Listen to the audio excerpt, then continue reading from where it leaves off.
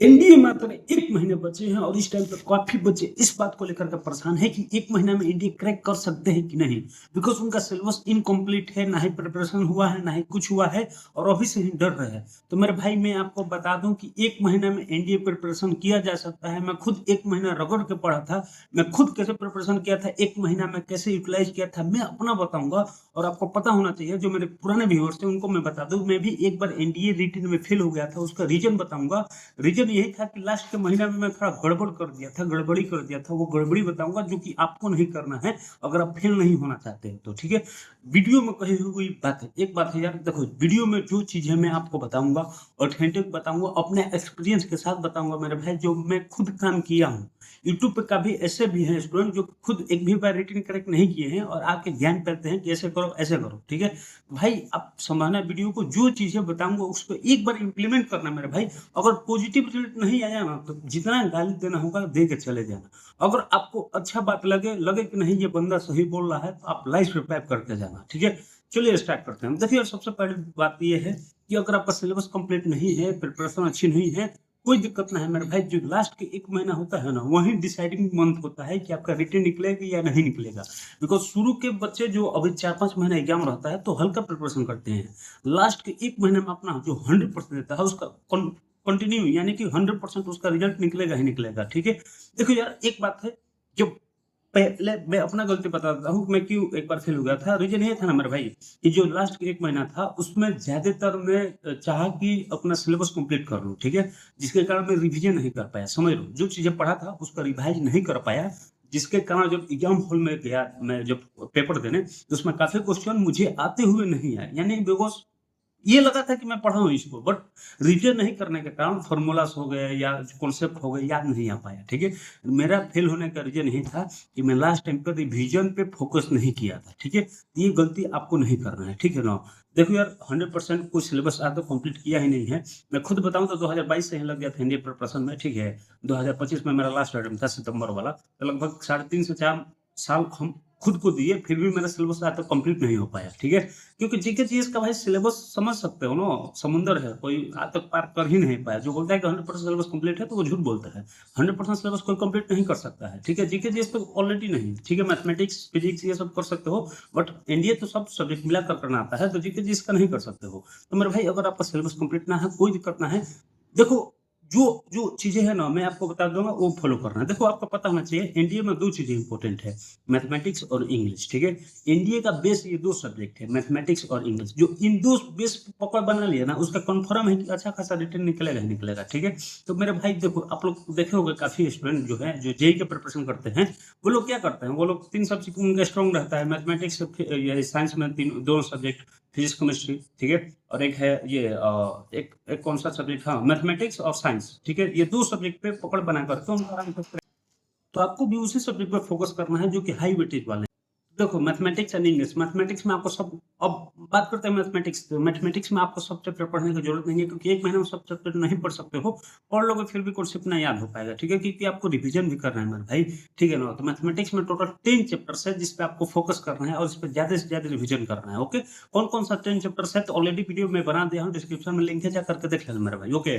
तो इन 10 चैप्टर्स को क्या करना है आपको, उनका कॉन्सेप्ट देखना है, ठीक है? लेक्चर देखने के बाद उन पे कम से कम मिनिमम 100 क्वेश्चन एक चैप्टर पे करना है, ठीक है? तो 10 चैप्टर्स है मैथमेटिक्स का, 10 चैप्टर, उस पे पर चैप्टर पे आपको 100 क्वेश्चन मिनिमम लगाना ही लगाना है।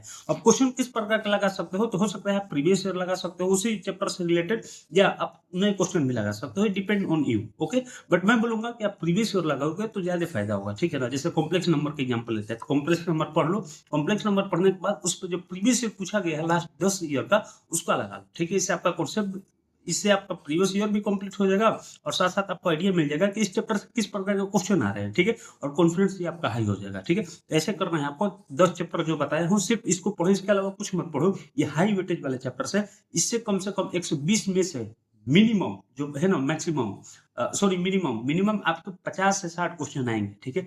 120 में से 50-60 मिनिमम मैं बता रहा हूँ भाई, मिनिमम, इससे कम आएंगे ही ना, ठीक है ना, इससे ज्यादा ही आएंगे, ठीक है, मैं मिनिमम बता रहा हूँ, 50 से 60 क्वेश्चन आएंगे ही आएंगे, मात्र 10 चैप्टर से। ओके, अब बात करते हैं फिजिक्स की। तो देखो साइंस की, तो साइंस आपको पता होना चाहिए।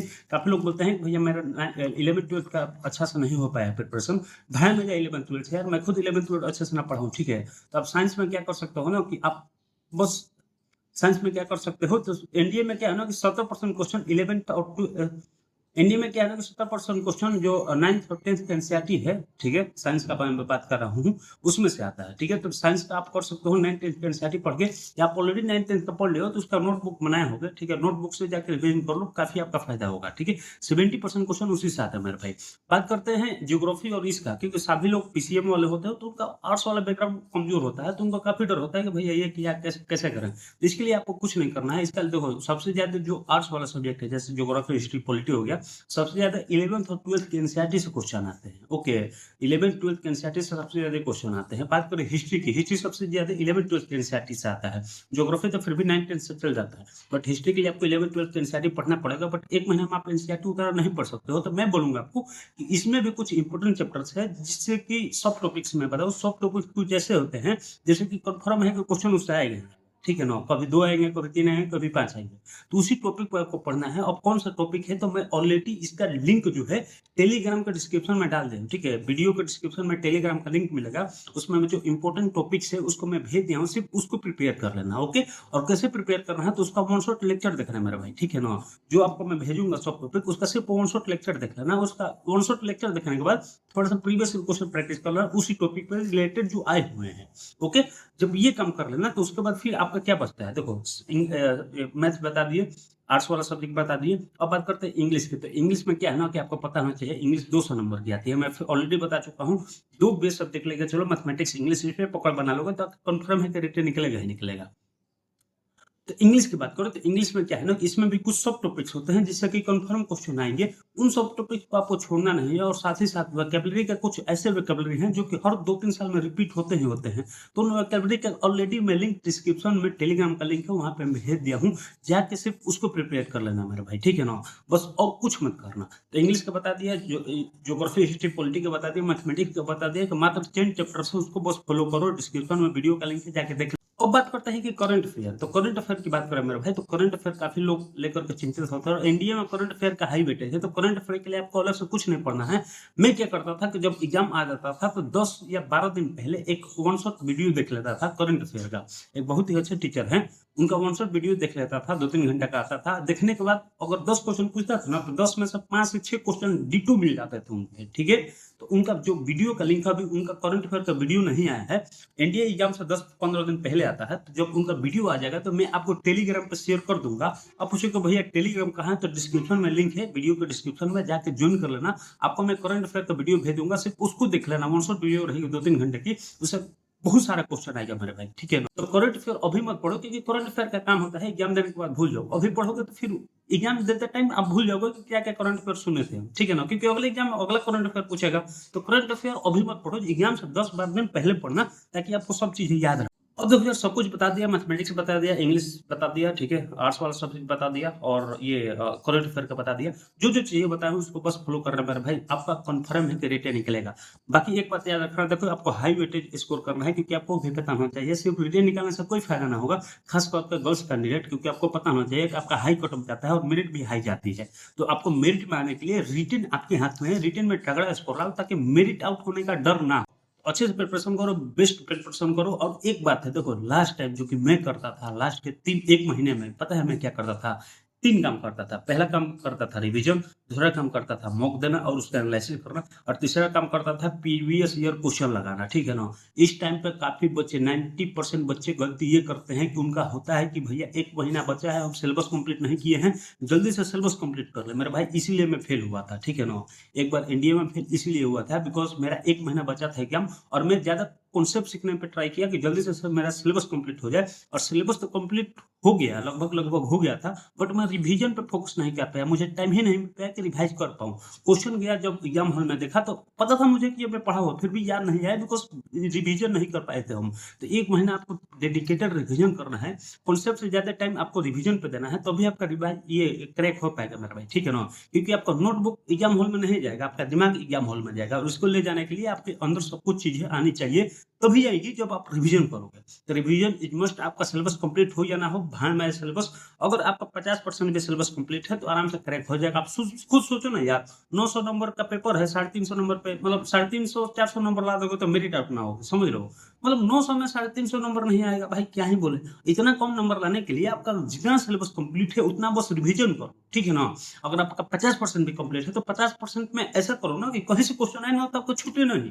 आपका कन्फर्म बहुत अच्छा स्कोर आएगा, 450 प्लस आ जाएगा, इतना कर लोगे तो। गलती यही स्टूडेंट करते हैं कि लास्ट टाइम पे कॉन्सेप्ट पढ़ते रहते हैं कि मेरा सिलेबस कंप्लीट हो जाए, और सिलेबस कंप्लीट करने के चक्कर में रिवीजन करना भूल जाते हैं, बहुत कम रिवीजन करते हैं, जिसके कारण उनका एग्जाम हॉल में क्वेश्चन आने के बावजूद उनको आता है फिर भी गलत ठोक के आ जाते हैं, बिकॉज़ वो रिवीजन नहीं करते हैं। तो ये गलती मत करना, रिवीजन करना, मॉक देना और मॉक के साथ एनालिसिस करना।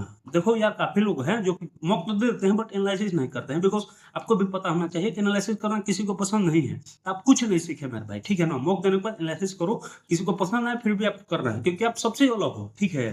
तो आप रिवीजन करो। और मॉक कहाँ से देना है तो भाई देखो, मैं तो टेक्स्ट बुक से देता था, जाके सब्सक्रिप्शन लेना पड़ेगा, देख लेना। बट मैं फ्री में मॉक एनडीए का अपने टेलीग्राम चैनल पे प्रोवाइड करा दिया हूँ, जाकर देख सकते हो। डिस्क्रिप्शन में वीडियो, टेलीग्राम का लिंक डिस्क्रिप्शन में है, जाकर चेक कर लेना मेरे भाई, ठीक है? अब लास्ट में है प्रीवियस ईयर क्वेश्चन प्रैक्टिस करो, लास्ट का 10 ईयर का प्रीवियस ईयर प्रैक्टिस करो, आपके लिए अच्छा रहेगा, ठीक है? 3 काम लास्ट में करना होता है 1 महीना में, रिवीजन, मॉक टेस्ट, एनालिसिस और प्रीवियस ईयर। 3 काम करो, आपका कन्फर्म है कि रिटेन निकलेगा, ठीक है? बाकी अगर आपका कोई भी डाउट हो, क्वेश्चन हो, तो डिस्क्रिप्शन में कमेंट बॉक्स में पूछ सकते हो, या डिस्क्रिप्शन में टेलीग्राम का लिंक है, वहाँ पे पूछ सकते हो, ठीक है? चलो यार, रखते हैं। जय